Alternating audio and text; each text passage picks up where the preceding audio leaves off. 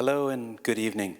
For those of you I have yet to meet, I'm Jason Lenetsky, and as director of the Anderson Collection at Stanford University, it's my great pleasure, privilege, and honor to welcome you to the Bing Concert Hall for our 5th annual Burt and Deedee McMurtry Lecture.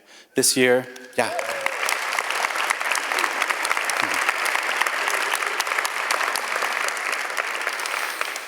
You didn't even wait for the punchline. This year it's featuring Roberta Smith in conversation with Jason Andrew.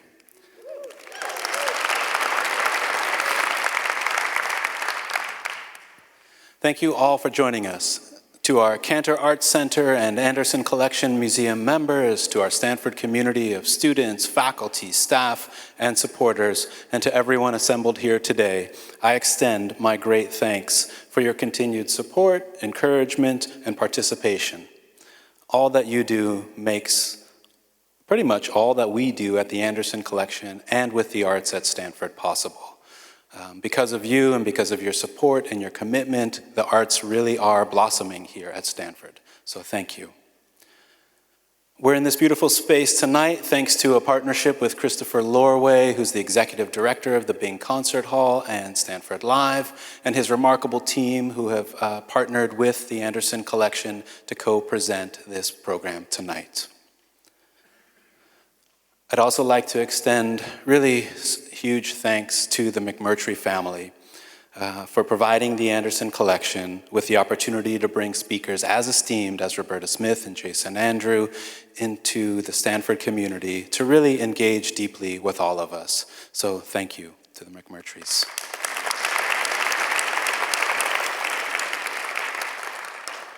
As you know, tonight's event is closely linked to the exhibition Spotlight on Elizabeth Murray, on view at the Anderson Collection until March 25th. Given our incredible fortune to have two people who know Elizabeth Murray and her work as well as anybody, I'm going to let them tell you about her. But I do want to acknowledge what an honor it is to be sharing Elizabeth Murray's work with our public, with our museum visitors. It's been an incredible opportunity to show works both large and small, paintings, drawings, prints, as sort of humble as a presentation it is. I think it really speaks to the capacity that Elizabeth Murray has had and the impact that she can have on so many people. I extend my gratitude to our lenders, to the collection of Harry W. and Mary Margaret Anderson, to the Murray Holman Estate, and to Pace Gallery. Without you, that exhibition would not be possible, and it's been an incredible joy working with all of you, so thank you. Roberta Smith needs little introduction, as there are few art critics as widely read and respected as she. Smith is the co-chief art critic for the New York Times. She lives in New York with her husband, Jerry Saltz, senior art critic for New York Magazine.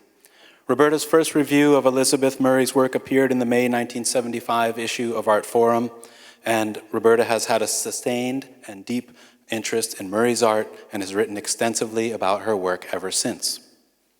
As I'm sure you will agree, so much of what Roberta Smith does as a writer is special.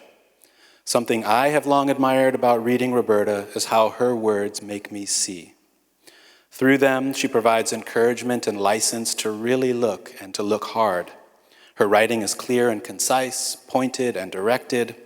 It's apparent what Roberta believes and where she stands, and whether one ultimately agrees with her thoughtful pronouncements, which admittedly I typically do. Without question, the reader is motivated to think carefully and reassess their own observations and opinions. Over the past 2.5 decades or so, Roberta's essays and reviews have introduced me to new artists, exhibitions, and ideas. As I reflect upon my time working with Hunk Anderson at his then collection offices, I can't help but recall one of my most important responsibilities. And that was to stay abreast of and read and digest Roberta's New York Times reviews. And equally importantly, if perhaps maybe not more so, was to have copies of them on Hunk's desk the morning they were published. And every spring and fall, whether Hunk was in his office or traveling, Anderson Collection staff was tasked with providing him copies of Roberta's articles, coined by Hunk as write-ups, on the New York auction scene and its recent results. Her word was like gold, and her writing has had a profound impact upon the Anderson collection. Quite excitedly, Roberta will be in conversation with Jason Andrew. Jason is an independent curator and producer, archivist, and writer. He lives in Brooklyn, New York, and is the director of the estate of Elizabeth Murray. I have to say it's been a remarkable pleasure working with Jason and the family of Elizabeth Murray on the development of our current exhibition. Jason has been generous in sharing his deep understanding of Murray's work and practice, and as I am certain you will soon see, he has a remarkable way of probing for insights and sharing delightful stories about art, life, and the times of Elizabeth Murray, and the enduring impact her career has had on artists working today. We're incredibly fortunate to have Roberta and Jason as our guests tonight. Following the conversation, quite excitedly, they are welcoming a brief question and answer from the audience. There will be microphones placed on the aisles, and we really encourage you to become a part of this conversation at the end. And last but certainly not least, please save the date of March 14th for an evening of multidisciplinary poetry, dance, and music featuring Bob Holman, poet extraordinaire and husband of Elizabeth Murray, together with Melissa Fenley, noted choreographer, performer, and teacher of contemporary dance. The two will be visiting us from New York, and the program will take place among Murray's works in the galleries at the Anderson Collection. I hope to see you there. And so, without further ado, please join me in welcoming our guests, Roberta Smith and Jason Andrew.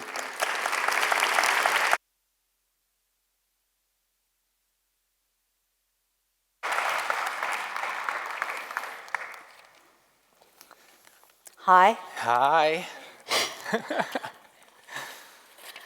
Thank you so much for inviting us both to be here.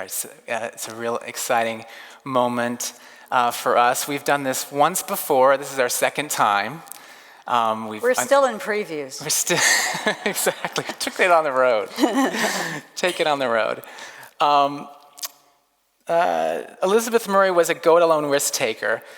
Always intuitive, her work is uncompromising in its abstract imagery, scale, brazen color, yet never lacking for curiously subtle humor. Roberta Smith is one of our leading critics, and I'm totally humbled to be here with her tonight. Can you pinch me so I know I'm here? Roberta was one of the first to review the work of Elizabeth Murray, and that full review appeared in the March 1977 issue of Art in America. And then 30 years later, she would be the one that would write her obituary, calling her a New York painter who reshaped modernist abstraction. Wait, here we go. Let's get started. Oh my God, there it is. This is Elizabeth with the painting called Joanne in the Canyon. It's amazing.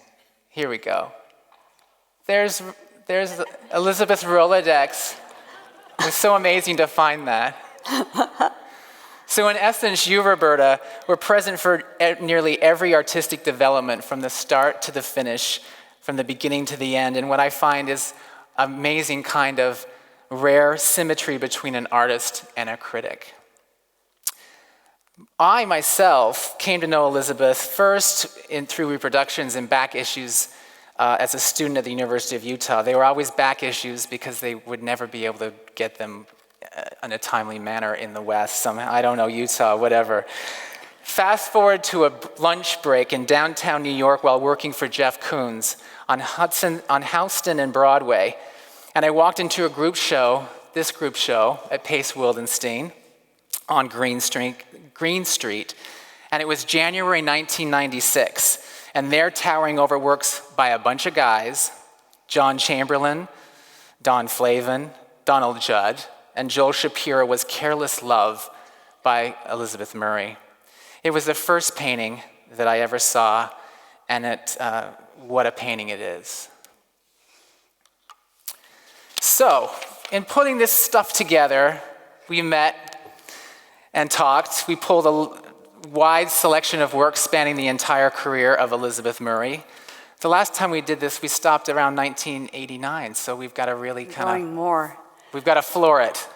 Oh. So and then we hope to bridge the conversation to painting today. Honestly, we just spent a lot of time chatting about these images, and then we scrambled to get them all fit into tonight's program, so we'll have to see what we come up with. Let's get started we'll start with Elizabeth Murray as a student at the Art Institute of Chicago, where she fell under the spell of two influences. One thing I want to say is that he's so good at what he does that we have images of paintings that we didn't have last time, things that he's found, some of which we don't know where they are. But so look hard. You might be living with one, you never know. There we go. Yeah. So, Cezanne.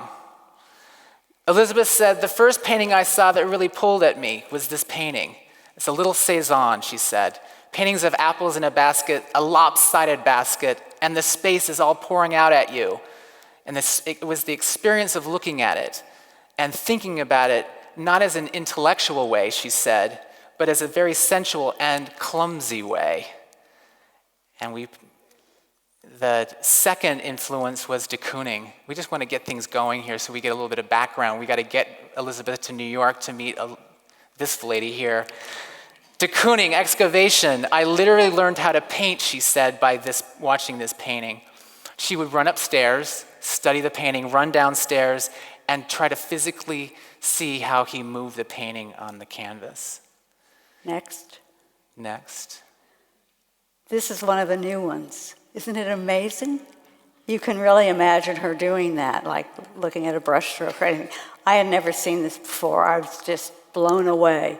But you see so much of what she's going to be, which is occupying this very complicated ground between abstraction and representation, a slight cartoonishness, wonderful color, and even in this bad slide. What? Even in this bad slide. Yeah, and there are a couple more, right? One or two. And the thing about Elizabeth is that I've actually learned so much about her. I feel like I'm filling in her career because she was so productive and so bent on her greatness, I think. And I think one side of greatness is that kind of workaholic intensity and a certain level of productivity in terms of making objects. Mm-hmm. So this is a bunch of slides. You'll see a few more when they come up. They were found in we call it the bad attic, I think. Daisy, do we call it the bad attic? In the upstate, in the farm upstate where she liked to paint. So we were able to get these things scanned so we could bring them for the first time here for you to see. From the Art Institute of Chicago, she went out to Mills. She, the final year of her at the Art Students League, she was asked, the only woman to ask to apply. You mean the Art Institute? What? You said the Art Students League. Oh, I'm sorry, the Art Institute. Thank you. That's why we have her here. She was the only woman to asked to apply for this scholarship that would give her $2,000 to go to Europe. And when she was denied that scholarship, she said she was devastated.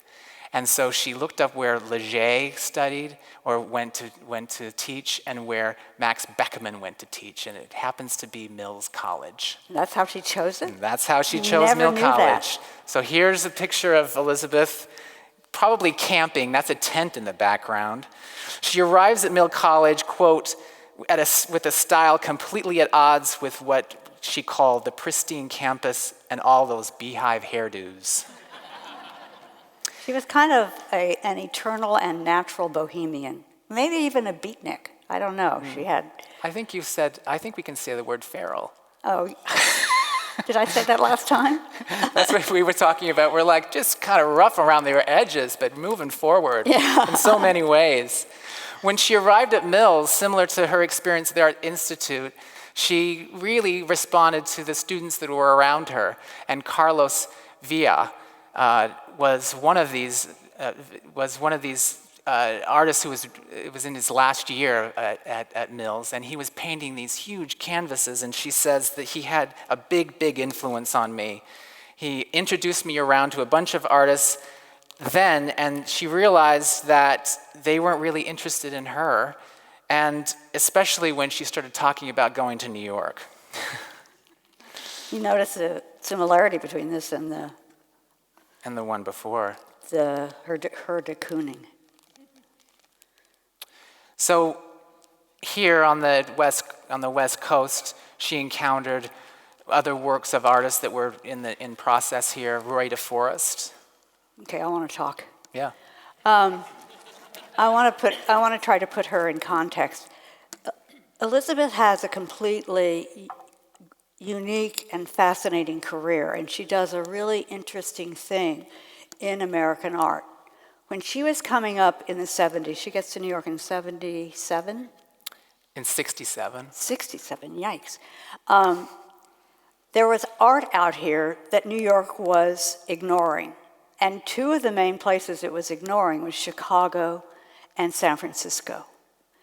And we referred to it condescendingly, their work, as regionalism, taking that from the 30s and applying it. They were regionalists. It's kind of embarrassing. But I think you want to think of Elizabeth, who grew up in Chicago making cartoons, and whose most I don't know if you touch on this, whose most memorable experience as a child was being at her first day of art class and having her teacher take a red crayon and start filling in a page, covering a paper with it, and how she just watched that, how she was completely mesmerized by that. And then she comes out here, and then she goes to New York, and you have to think of her as maybe kind of unique in the way she uses all of this and brings it all together and says, screw all these distinctions. I'm using this, I'm using that. I'm going to take on the abstract expressionism. I'm going to take on the abstract expressionists. And she has this this great fusion going. And she remains true to each thing in a way. I mean, she wasn't here that long, but the idea of thinking of her, say, with Roy DeForest, or sure, this here. Somebody who's painting in a weird way. You probably remember his surfaces are little squirts of paint that look like chocolate chips. They have curls on them. And he's putting things on the canvas, he's bringing them out into space. And and he has strong color. These are sort of some of the basic principles of her art. And that's it for now. And humor also. And, I think, so she's encountering like painting and sculpture as painting, and then there was the big traveling exhibition. Let's see, is that on here? There's a big traveling exhibition of Jasper Johns that came to the West Coast, and when it came up to the Richmond Arts Center, she saw it, and she said that was the moment when she realized that what painting can do. She said it was just fantastic watching someone using painting in such a structural way, but yet with a kind of humor and a kind of serious all combined. This is one of the slides that we found from... He's sort of like her second Cezanne in a way, isn't he? Like showing that could be done now. Yeah. It wasn't just in the 19th century. So here you see her going big and going dimensional. She's just out of college, and she's sort of laying out these attributes. Those are coffee cans, the circles? Yeah, this is actually tin cans that come, I would imagine they come out in space. And this painting has sort of like fins on it. I don't know if you can see it on the left and the right.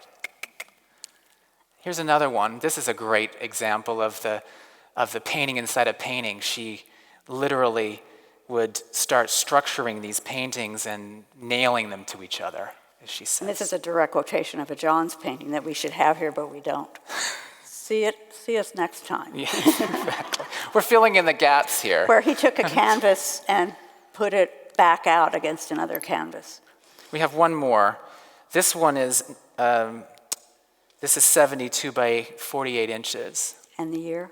This is 63. It's called Heads and Rainbow. Jennifer Bartlett, who was a fellow student at Mills, said she worked constantly and there was no sentimental bullshit. And Jennifer told her about Gorky, right? I think, yes. And Jennifer would have been, what are those skirts that are circles? Are they called circle skirts? Yeah. The hoop skirts. Circle No, skirts. there's no hoop. They go like that. They're beautiful. That's what Jennifer wore. I mean, Jennifer was this, she sort of, I knew her when she was in New York, and she sort of looked like an incredibly hip sorority sister. She had a very impeccable, specific way of dressing, and I always thought it was weird that they would be friends. When she left Mills, this was the last painting that she made.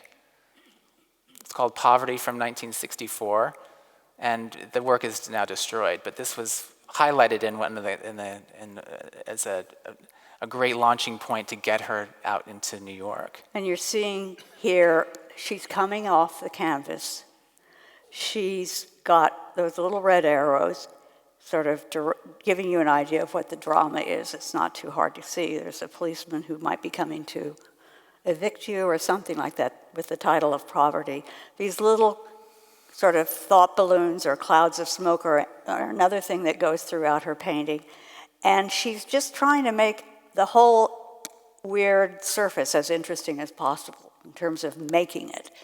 And then there's a cop down in the corner who's knocking on the door. And I think that's a plate being dropped. I never noticed that before. Yeah. Well, I also like the window, the ray of light, that window scene you'll see coming up as we keep going forward. So she leaves Mills, and she thinks she wants to go to New York, and she accepts a teaching job, and it's in Buffalo, New York, and she thinks she can commute to New York. So here she is, believing that she could commute to New York. She's living at a place.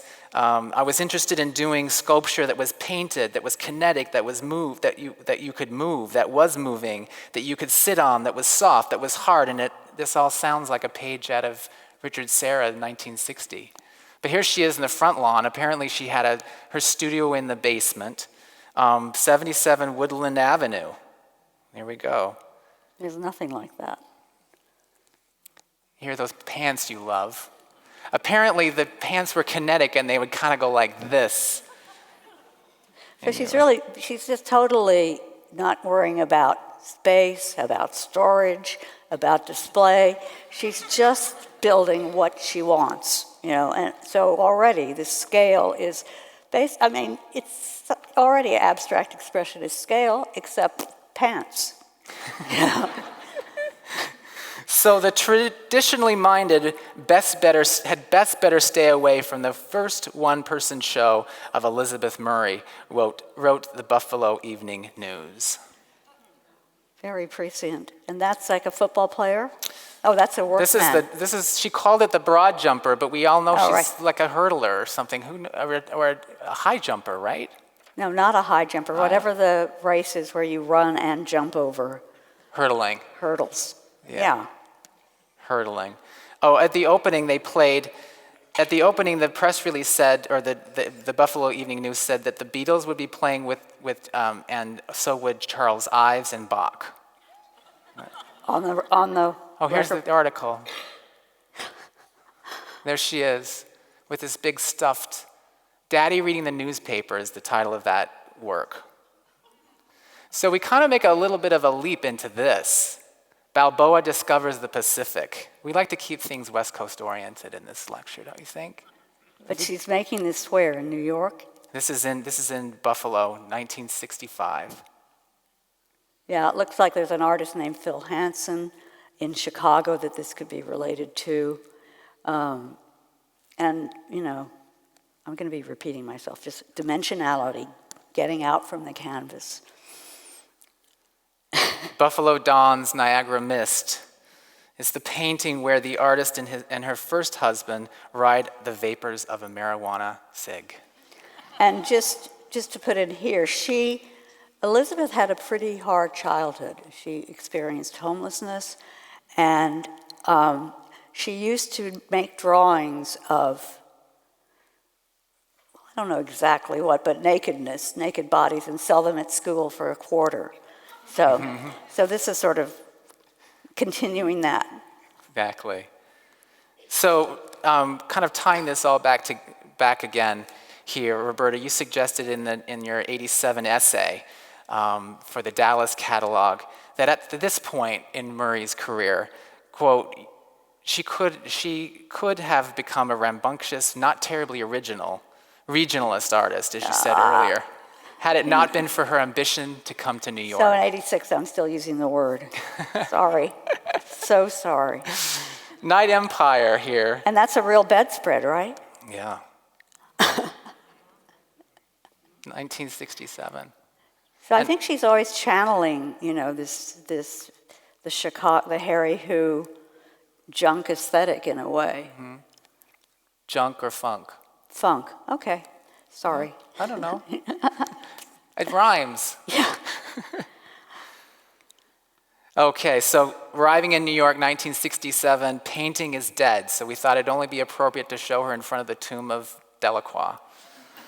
So when she arrived in New York, the word on the street, she said, was painting is dead. But Elizabeth thought to herself, oh, really? Well, to hell with that idea, I'm painting, end quote. And like your mother tells you can't do something, I'm going to do it. That's what she said. So 67 was about the time you came to New York. Yeah, but I was still a student. It was 68, actually. 68. I met Elizabeth sometime in the early 70s, and the actual facts were contested since we started this. But my memory, I was working for Paula Cooper at the time, and my memory is that I went by myself to see Elizabeth's work before Paula. And that has now been contradicted by Paula. And Paula most recently, even this week, said they went together in the morning, but Paula returned in the evening. But I don't have a memory of Paula being there, and I thought I was there at night, so. But anyway, I remember she lived in this, I guess it's a federal house? Yeah. Little tiny, late 18th, early 19th century New York house. And her studio was about as big as this rug, and it had these kind of runways built out of wood. I had no idea, and I think I probably didn't think to ask, but they were all made out of wood, and they were about this high off the floor. So you had this room kind of traversed by these weird things. So you step over them, step on them, look. And Dakota, her first son, was kind of running around in his diapers, and I just remember looking at, do you have a paintings next? Let's see. She was working small. This Well, is we the wanted 70s. to show this. Yeah. This is after she's in New York. And she's figuring out a way to use older art. She's just saying to herself, this is dead to me. And I'm going to use it, and I'm going to sort of acknowledge it in the way I use it. So what she starts out with, and you had said something about this, this is a Cezanne, and she kind of diagrams it opposite. She puts in arrows, she puts in little lines that who knows what they are, and she has this great shaded color, and again, this consciousness of the object she paints on the frame.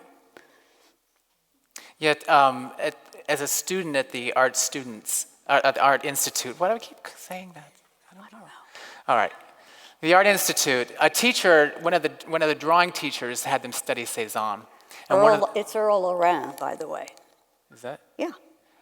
I didn't You told know me that last time. Okay. Okay. So one of the instructions is to draw arrows in the direction that the paint is going. So this is 58 to That's so 62, great. and then we have 1970, and you pointed out the arrows. I always thought that they looked like hats, but they're arrows, directional arrows, Yeah. and they appear again. Should we move on? Sure. They appear again in the outside of this, one of the major paintings from 1971 called Dakota's Red, which was That's in the her first, child, her son, yeah. and this was the first time her work was included in the Whitney. This painting was that painting. She liked to talk about the simplicity, the house as a square, but you get all the connotations and narrative what a house might look like. So, and the moon or the sun rising over the house. And a lot of her art takes place in the house. Yeah. It's sort of domestically oriented, but in writing in one of her catalog essays, Francine Prose wrote, the whole world is domestic, so, don't don't claim that as a kind of feminist terrain. Yeah. And we also have this happening too. I mean, talk about the domestic, but beer glass at noon, 1971. This is actually in Jennifer Bartlett's collection. So here she's really looking directly at Cubism and what can she do that, and I never noticed the stairs in the upper right corner. Oh my God. Going up that window. So she's getting hints of architecture in there and kind of fracturing her form somewhat, and her paint surface is great. Yeah, it's really important to try to get a really good detail of this painting because I want us to see how chunky and clunky the paint is. You can see that on the margin, right? Then we have this. We got Madame Cezanne in the yellow chair, and we've got Madame Cezanne falling out of her chair by Elizabeth Murray. So this goes back to her cartooning. It goes back to her saying, see, this is important. I can use this. This is material for me. And it's also like, you want a grid? I'll give you a grid. Exactly. You know, turning it into cells, actually, of an animation. Yeah. I was trying to describe images, motion, fragmentation. A lot of those ideas come out of John's Flagg's paintings, she said. And then we get to here, Heartbeat, 1973, and Mobius Band, 1974. This is the most minimal she gets, I think. She sort of, pushes color aside and starts making these things that have, I think Heartbeat is wonderful. I always thought it was the carriage of a typewriter. But if anybody remembers what they used to look like. This was after we went to her studio, whoever went, whenever, with whomever. But what I remember about looking at that painting, and the ones with the triangles that are kind of a messy yellow with an ochre outline. Giant maidens. Yeah, giant maidens. They were small, but they were called giant maidens. And I was looking at this surface and just thinking, what is going on? Nobody has a surface like this. And, her surface is a constantly evolving thing. And at that point, it was kind of bristly, kind of like it actually was sort of like Roy DeForest. She kind of was painting in a way where the paint almost seemed like it wanted to stand up. And I don't know. I just remember being there with my nose sort of almost on the painting. And these are two paintings, one of which is missing, that I had never seen before. And I just think they're amazing. They're small, so you could walk off with them. And they're just her, she's going from working with line in a kind of predictable or a clear kind of flat way to all of a sudden seeing line as reverberation, as movement. And she's starting to put in different colors without isolating them. And one is called Tulips. Both of them are kind of in a group of small paintings she called the Tulip group. So think about which one you'd want to take home. Yeah, which one? There you go. 1974, she has her first, and Paula Cooper invites her to join the gallery and has a two-person show with James Deering. Yeah, had she joined then? Okay. Yeah. So this is like a vintage photograph of 155 Worcester on the ground floor, a repaired but not replaced wood Soho floor, which is pretty much what a lot of people had in those years, and now it's some fancy furniture store.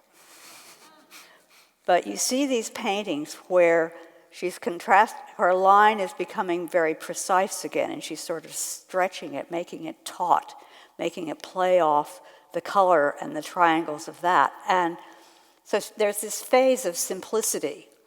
And then... And the interesting thing about this line here, too, is that it never connects to the corners. It floats as a figure in the middle. If you look at it, actually is on view right now at Paula Cooper in an exhibition, which is fabulous to see it so close. So that kind of contradicts its tautness.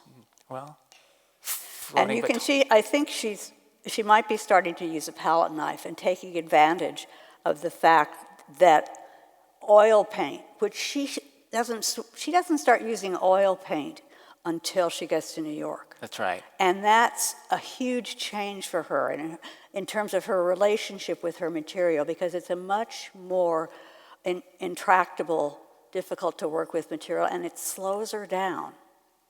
So she is thinking more, is with these things more as objects. So first you have the little kind of prickly thing that I saw in the studio, and then she starts taking advantage of the fact that oil doesn't always dry evenly, and she's probably shifting her medium. I don't know. I don't know enough, but a conservator would. Yeah, she didn't use dry pigment. She used just oil paint straight from right, pearl but paint. you can mix it different ways and ratios so that it's matte or shiny. And it's actually a really great point to bring up too. There's another painting in this series called 1 and 2 and 3. And the painting I went to see it, and it's in very bad condition because of the layering that she was trying to figure out. This is like the moment. And this painting was actually painted in 1974, and then Paula bought it from the show, and in 79 or 78, she asked Elizabeth to come back and fix it because it had cracked. So you're seeing, that's a good point, that's part of the moment trying to decide what's happening. Here's the first one-person show of Elizabeth Murray at the Paula Cooper Gallery. She's 36. Southern California, keeping our West theme going. Are we winning points with that? This was actually the actual painting that was accompanied Roberta's review in 1977 in Art in America. So all of a sudden she's starting to inflate things. And go back a minute. Yeah. And shapes can have other shapes on top of them. Right around here, the next one too is one of my favorite paintings.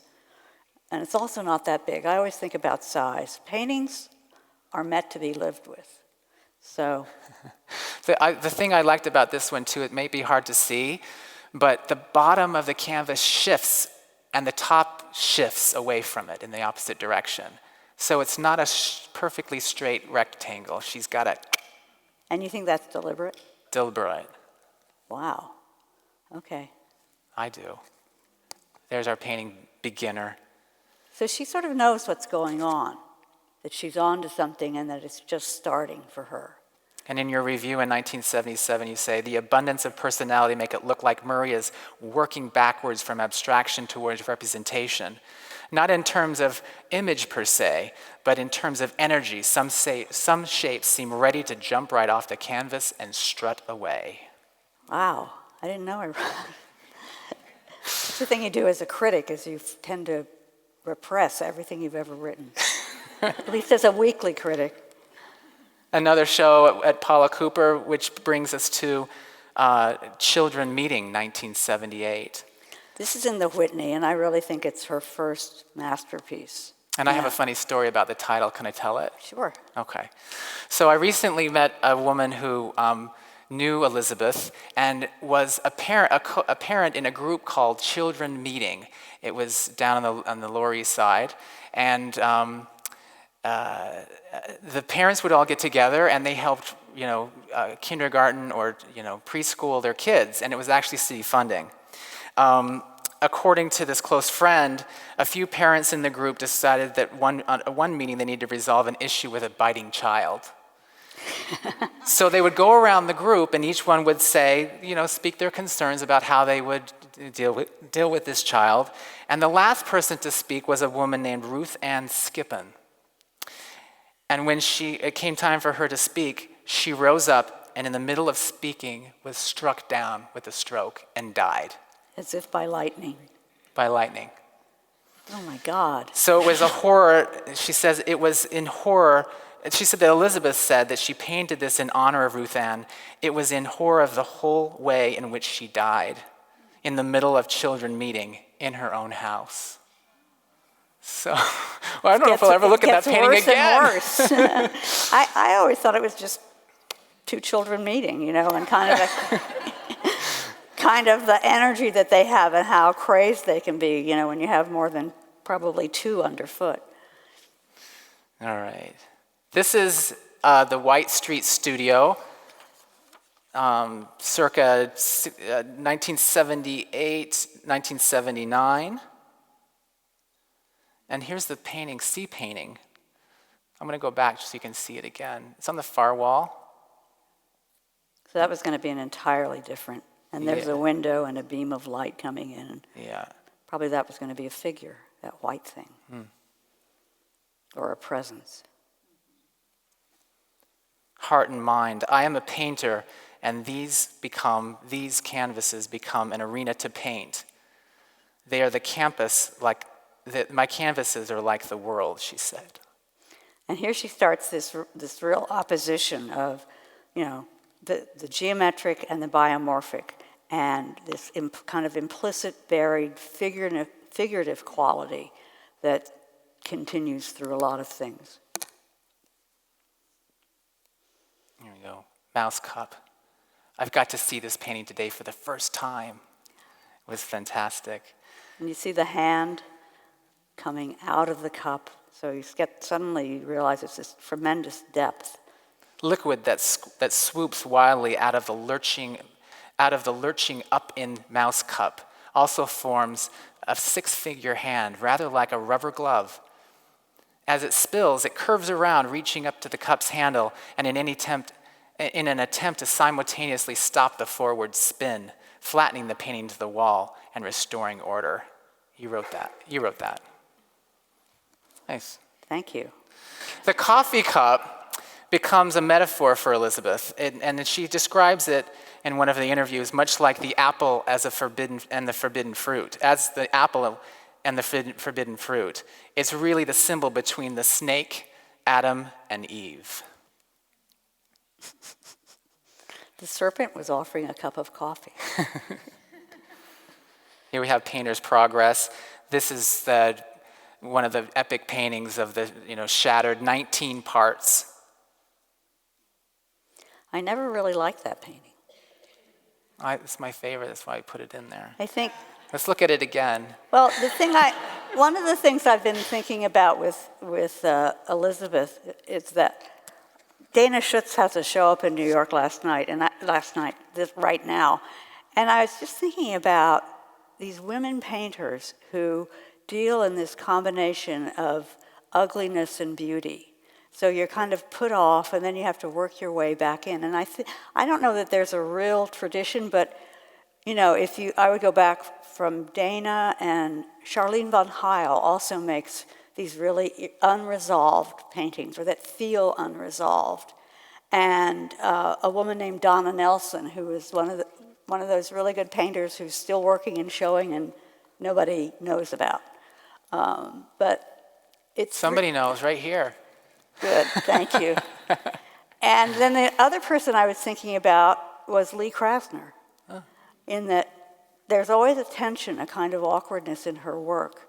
And I think I don't know what it has to do with women not painting as much, or the fact that they're taking over, or, that they're unafraid of something.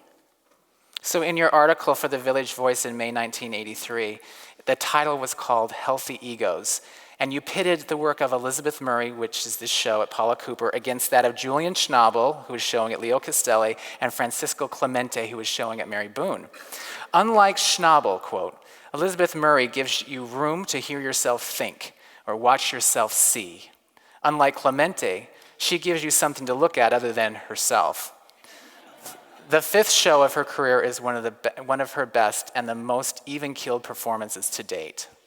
And it's a real breakout show because she's starting to layer the shapes. So she's making a painting out of paintings. We can see the abstracted beer glass appearing again in an upside-down table.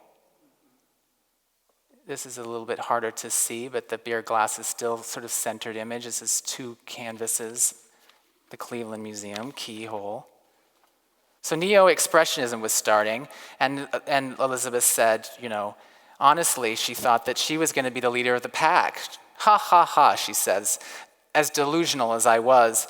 And there these guys were. It was so amazing. After all this feminism, the boys were back in town, And the women were told, go back to your places, girls. Sail away, baby. This one she describes as a portrait of her family. Daisy hadn't been born yet, but she still considers it the portrait of her family. And here we go with another show at Paula Cooper from '84. Where she penetrates, we now are looking at white wall in the middle of both of those paintings in the background. Here's a good way to take a look at that. All right. And it just gets more and more complicated, and you become more and more aware of the painting as an object. But I just want to point out that you never really lose sight that you're looking at something that was very intensely handmade, that is really painting. I think she takes it just to the brink and, gives you a painting that I think of as a kind of dimensionalized cubism that relates to your body quite literally. I don't know, I have something else to say, but I'll say it later. Yeah. So this is... In the Village Voice you wrote, Murray continues to pulverize, distill, and enmesh her surfaces, or her sources, fitting together a personal imagery with a kind of psychological subject matter which reaches back to Munch, Murau, and Picasso's surrealism. This is a dog. Yeah. He's sort of sleeping, but not really. Yeah, it's hard to see the dog under the table. We also like the comparison of the dog and Elizabeth's under the table. So you've got Picasso's three musicians on that side and Elizabeth on that side. The dog is really hard to see, but you can sort of... Elizabeth was more sympathetic to the emotional range of Picasso. She stated, Picasso is harsher, stronger, more abstract. I love the little tail in the Picasso sticking up, though. All right. Okay, can you hear me? 9 parts. And this is a number painting, right? This is a number painting. There's a 1, a 2, and a 3, and an exclamation point. This is how she derived her shapes for this painting. Yeah, having structured the letters, keep my feet on the ground, she says. It's a control that lets me go off the handle on one side, a formal base for the whole thing to go crazy. I like that. And then one of your favorite, Not Goodbye. I think that's such a great title. It's like this whale, It's like a don't leave. And there's, just again, Elizabeth is like the inverse of Robert Ryman in that she, after a certain point, what she's doing is showing you all the stuff that goes on in the painting. Just like Ryman has kind of deconstructed everything, so surface, support, the way it's attached to the wall. She makes you see that the canvas has a back, that the paint there's skin under the paint. And I don't know, I find that thought very, very interesting, that she's just taking it apart. And then she starts bringing it out from the wall so you can see behind. And the individual shapes, of course, have their own structures behind them. So I recently moved to East New York. And until then, Elizabeth liked to talk about using every arsenal, every medium that she could get her hands on paint-wise. And the idea of using spray paint was something that really hadn't been discussed so much in Elizabeth's work. So this is a shot of my dog, Jax, and a graffiti tag in East New York, and we paired it with this painting called Bean by Elizabeth Murray. Elizabeth liked to talk about the fact that when she didn't want to ignore what was happening on the street, when she walked out of her studio, there was the guy with the boombox that was making the sound, there was a subway, there was all this commotion. And let me see, I've got a great quote. Whether you like it or not, even if you try to withdraw yourself from it, we're all really, really involved with it every day. You walk out in the streets and you hear it, the guy walking with his boombox blasting a rap song. Or you're in the middle of the subway or walking up the subway. I mean, it's pouring out at you. And these are two kind of very unlike creatures encountering each other. Wonderful world. And then the small photo here showing the spray paint as a way of marking the drawing. And then in Despair, which is in the collection of the Museum of Modern Art, here we have, you can actually see the details left of the spray paint. A little bit about how she worked. In order to communicate the three-dimensionality of the work to her assistants at the time, this is mid-80s, her career is moving enough that she can hire some assistants to work with her. She made these models out of clay and then handed them off to her assistants. She'd also do full drawings that would be translated onto the walls and then made. But we also like the comparison with the Cezannes in her chair. And in 1987 was the great time when you were invited, Roberta, to write your essay. The great thing about that is that I'd just broken up with somebody, and Paula, I had worked for Paula, but I was now writing, and Paula had this empty floor at 155 Worcester where artists stayed. It was really empty. If you can remember the size of the gallery and then think of that with some kind of remains of a kitchen and one bed in it. But I don't know whose idea it was, but I got all these early paintings of Elizabeth brought up, and I was writing with the art right in front of me. It was such, and these paintings were not even in the show. I mean, I was just so interested in trying to kind of trace her beginning, but it was an amazing experience that they were just sitting there. Here she is in their studio. She didn't skip a beat after that exhibition. She was right back into the show, back into the studio making work. Here we have Things to Come, which is on view at the San Francisco Museum of Modern Art.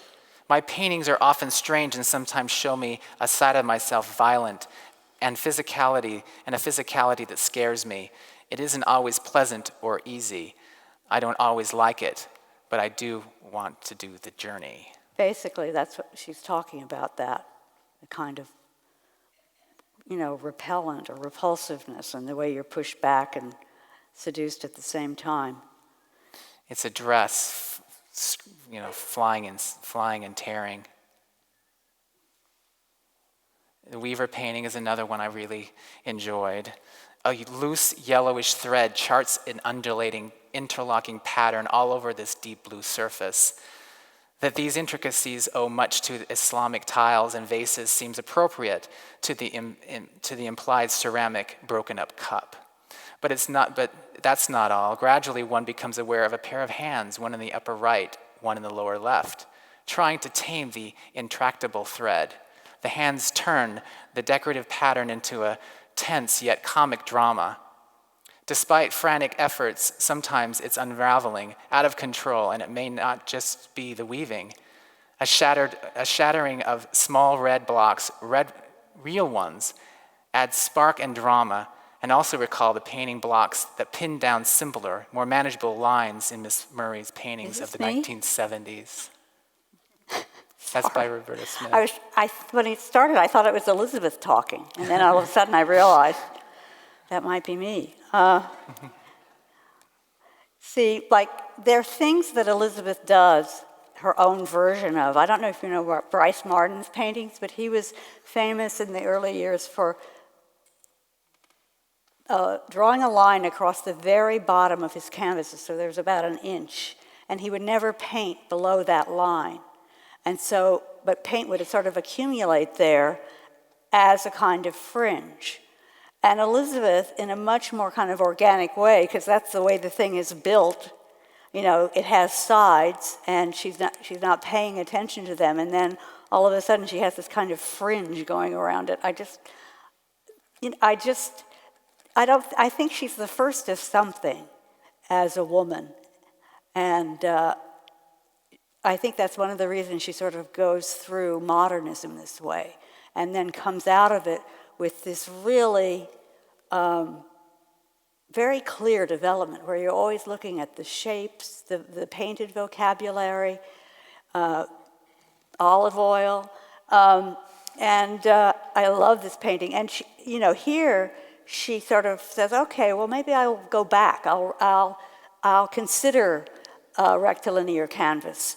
But, she also makes it so that the canvas, you gotta stop. Go back, you're still. This canvas is also subdivided with these kinds of lines that you can see. And that's an incredibly complicated thing to build, but it's how she gets these minor modulations of surface so that it's going up and down, and it has this kind of melting effect. Yeah, I can't remember how many canvases are put into that, but every time you see a dark line, it's a canvas that butts up against the next. So she really wants that seen, as you already know, because she's been popping it off the wall at you. But even when she goes back toward it, she wants it seen. Like, this is not one thing. This is made this way on purpose. Dust tracks. The color's way off. Yeah. Unlocked. Again, going back to the square, flirting with it. And that's a chair Martian in front. First I thought it was a chair, but then you see again, you have these kind of, I would call them hairy who arms and little hands emanating from it. And the paintbrush in her hand. Paintbrush in one hand. And the key in the other. Oh, I thought that might be a phone. Okay. A phone? A telephone. No, but you're right. Key. I love this painting. Sorry, I have to see this literally. Aspen, here you come. So in 1994, you wrote, Elizabeth Murray's faith in the complete malleability of paint and painting continues unabated in this impressive show. Over the course of only 5 canvases, she puts her art through its paces, going from flat to shaped surfaces and shifting her semi-abstract narratives from human to animal to architecture, all without skipping a beat. What is love? So she just adds a little bit to the rectangle here, and then anthropomorphizes the bed. Rain painting. Summer wind. When you see her last paintings, think about this with the dotted line and the kind of. And then we find a reclining figure kind of stepping out. There we go. Hey, mage. So here she decides to give every shape its autonomy, and it has its own canvases. And at first, she's overlapping them a little, like she always had. And the thing that's interesting about this is that when you look at these paintings, you realize that up to this point, the only white she's ever really used has been the wall. That there's some kind of change that happens, and I think the work kind of lifts up in a way, and her palette lightens up a little, but not really. But it has more white in it so that it does seem lighter. And all these things, they're people, they're separate hands, pairs of hands, and she still isn't quite rid of the frame. This is Bob. Tragedy struck on March 2005 when, in the midst of making this painting, she was diagnosed with cancer. Do the dance. And Roberta, you selected this painting in 2010 for an article featuring your favorite paintings. Has everything in it. Yeah, you see how, again, she's just opposing, she gets so much energy just opposing straight lines and blooping lines. And you don't know how much suffering is going on in this painting. Like, I start to see medical things and spinal cords and a figure with lots of things in its head, and then maybe that's a tray in a hospital room.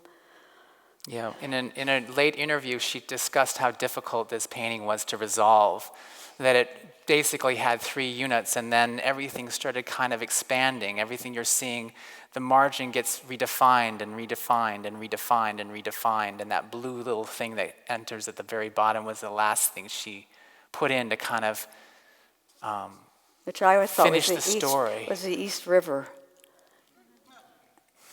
Partly because So there's clean. so many hospitals over there. That's right. I hate to say it. The last painting that Elizabeth made is this one, Everybody Knows, 2007. The legacy of Elizabeth Murray, at the time of her new paintings exhibition at the San Francisco Museum in 1988, she was asked if there is a contribution that she would like to leave, or a legacy. And Elizabeth responded that she wanted her paintings to be her legacy. And further, quote, "I guess I would like to have to admit that I would like to have had an inspirational legacy. Sounds too pretentious, I think, but whether I can, I really don't know." So we selected a couple of artists who were able to actually respond to an email to us and sent us an image. And Jessica Stockholder wrote back saying, "I write from a point of view of a younger generation of artists who follow Elizabeth, and my work clearly follows in her footsteps. Unfortunately, I have had not the privilege of knowing her, but I've always heard her spoke of as a wonderful person who managed to make great art, have a successful career, and have children too. She's a role model to many of us indeed, and much appreciated." And I'll continue. Another artist, Catherine Bradford, wrote, "While living in Maine and hoping to be a painter, I read an article in Art Forum about Elizabeth. It was in the 70s. She thinks it was Roberta's article. And the article addressed her ambition, originality, and concluded that here was a woman making abstract paintings that, quote, count.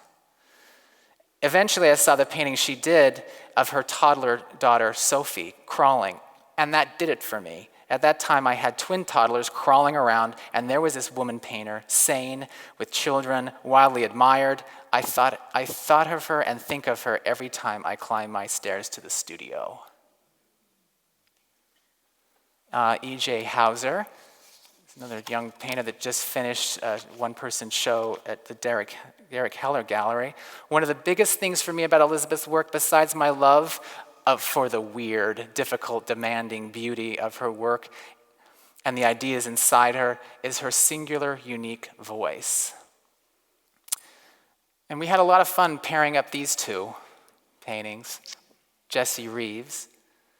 That's not a painting. I'm the sculpture with Elizabeth's painting. That's actually furniture. Furniture.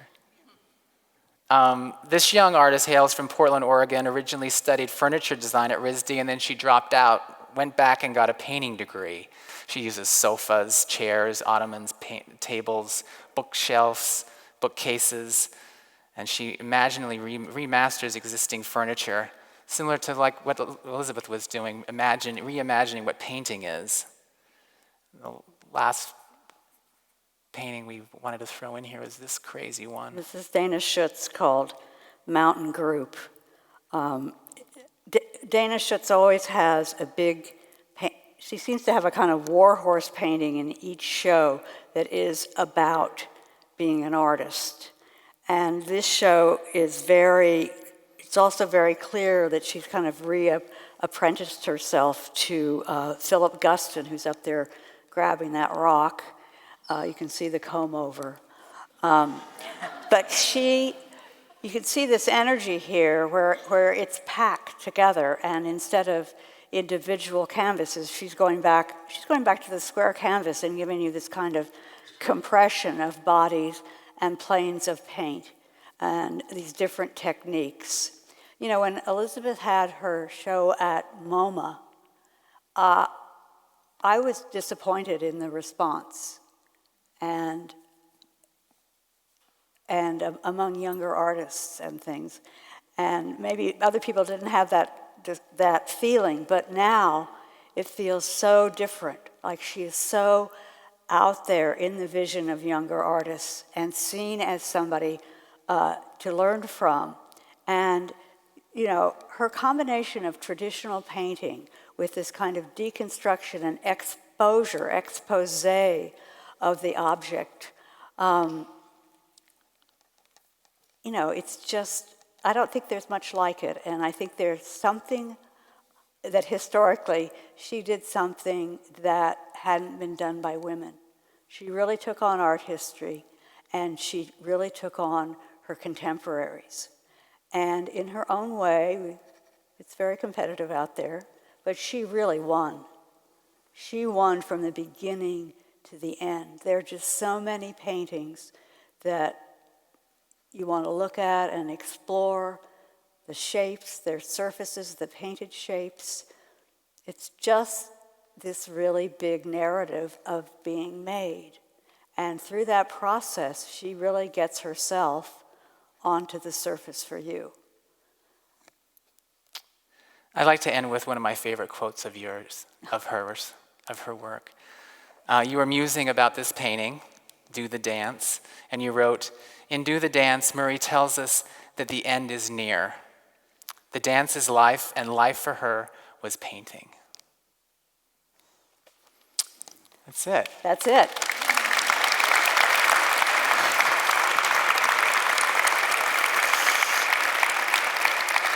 So I think we'd love to take some questions. I think we've got about, we can take some questions. You have to get out by 8. I think they're going to tell us when we have to stop. Okay. Hurry up with questions. Yeah. Okay. How did she make those canvases that weren't rectilinear? She had a bunch of people who made them, including at one point Robert Gober. Is that Robert true? Gober did her story and the few of those paintings from 1984. Yeah, but she'd work them up with the clay. There'd be drawings, and then the clay would be a three-dimensional model, and they'd start working from that. And don't you think the process was a little peculiarly fluid for? Yes. Like she didn't, you know, you think like you have to commit to this structure and this arrangement of three-dimensional shapes, and that would be it. But she would sometimes say, "We're going to take that off," or "We're going to," you know.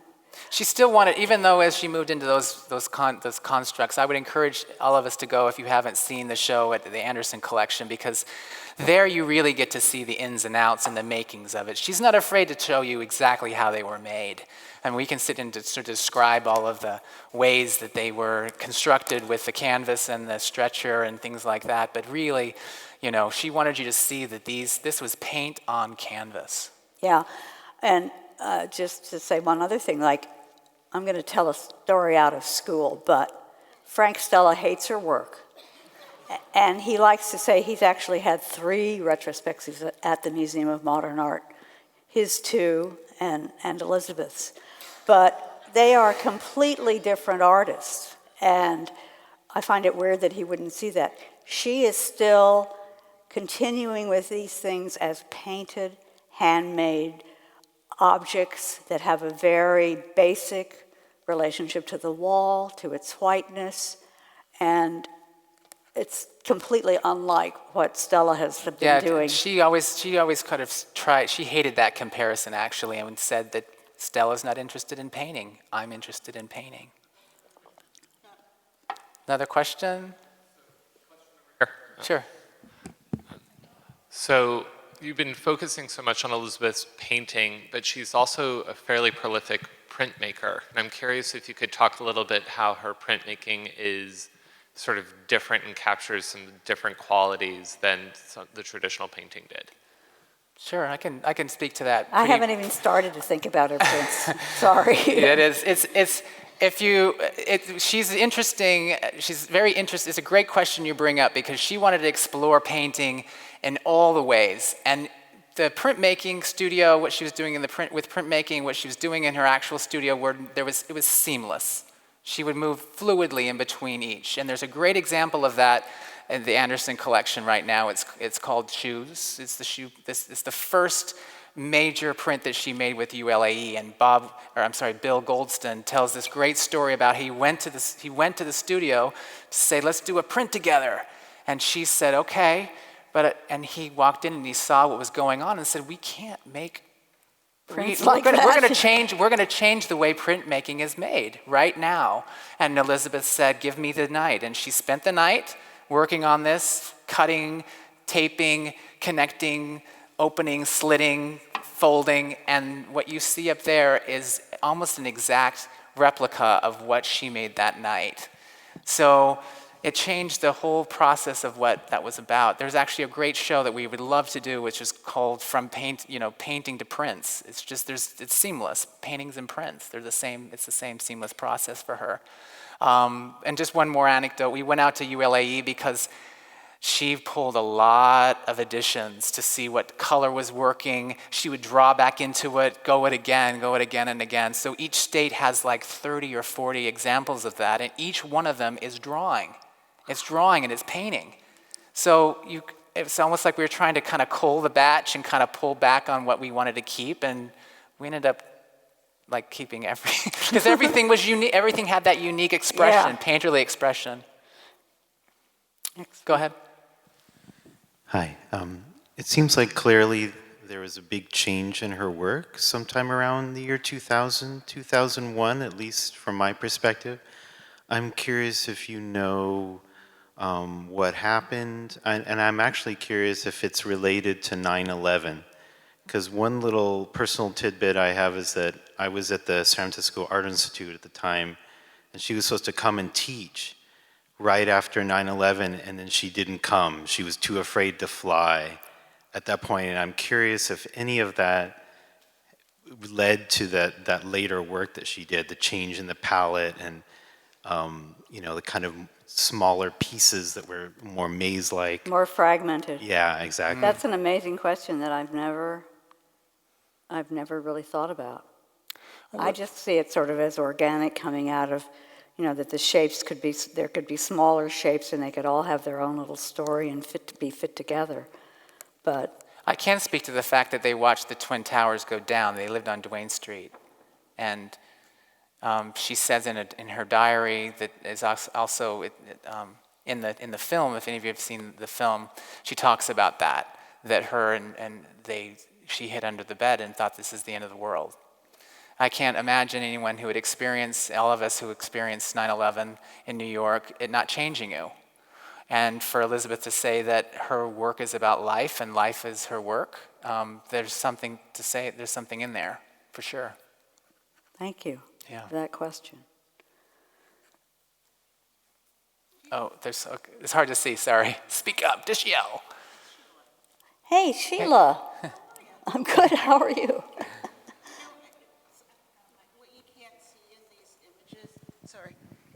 What you can't see in these images are some of these like really complex curves and the reality of the physicality against these trompe l'oeil drop spaces, and it's very confusing because you've got a hole here and that's flat, and then you've got this complex curve coming up, and it made me think, this is a very strange microphone, but it made me think that it's like a kind of early relief work, like Gilbarty's doors or the baptistry doors, or some of the complexity of how things come on and off the wall. And yes, it's painting, but the Well, it's also a painting. What she did was, she also changes the relationship between the viewer's body and the work of art, because she doesn't put it quite in your space. No, it just makes me think of like Renaissance. You have to start moving to see the whole thing. Yeah. I'm sorry, that's not a question, but. That's okay. Okay. No, I think you're right. I would say yes. I mean, like what Roberta said earlier about old paintings being new for her. I mean, she went to the Met a lot and she studied that stuff, and she really knew her art history. She knew what she was referencing and knew how she had to know that so she could take painting into a direction that she could. She knew what she was using. Yes. I mean, I think one of the most interesting things right now that sort of happened over the last 10 or so years is the feeling that things aren't really used up. That artists of a certain stature can go back and take things and use them either in a completely digested way or more obviously. this is anathema to what was going on in the 60s, where you were really supposed to be just making these objects.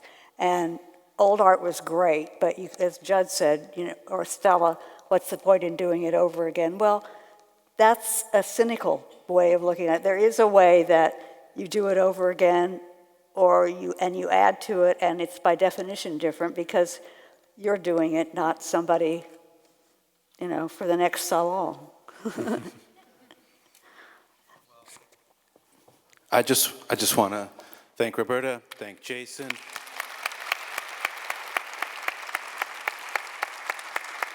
We'll definitely hold on to the stories that you shared and the insights that you shared, and we are very appreciative of the time that you took to share with us. So I would also just like to point out, given that you brought in Dana Schutz, I'm just going to plug a conversation between Dana Schutz and Hamza Walker happening at Stanford University on March 4th. So keep an eye out for that, and maybe we'll beam you both in at that time. Are you going to live stream? Maybe we can. Yeah, we'll try. Wow, that would be great. Yeah. Well, thank you very much for elucidating everything you did. Thank you. Thank you. Thank you, everybody, for being here.